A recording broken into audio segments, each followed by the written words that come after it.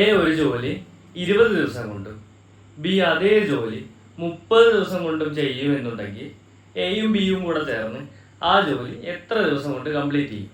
അപ്പോൾ അതിനായിട്ട് നമുക്കൊരു ഇക്വേഷൻ ഉണ്ട്. എ 20 ബി 30 എങ്കിൽ എ പ്ലസ് ബി.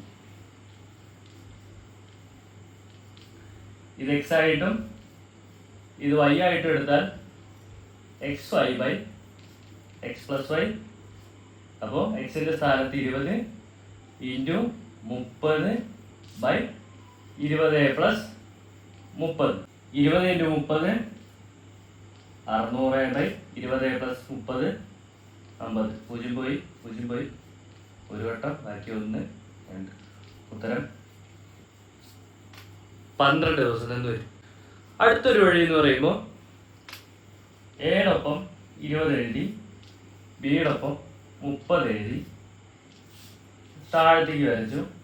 ഈ താഴത്തെ രണ്ടും കൂടെ ചേരുന്ന ഭാഗമാണ് അവർ ചെയ്യുന്ന വർക്ക്. അത് കണ്ടുപിടിക്കാനായിട്ട് എയുടെയും ബിയുടെയും LCM കണ്ടുപിടിച്ചാൽ മതി. അപ്പോൾ വലിയ നമ്പർ 30 30ന്റെ മൾട്ടിപ്പിൾ ആലോചിക്കുക. 30 60. 60 ആരുടെ മൾട്ടിപ്പിളാ? 20ന്റെ മൾട്ടിപ്പിളാ. അപ്പോൾ 60 ആരായി? LCM ആയി. അപ്പോൾ ഇവിടെ 60 എഴുതി.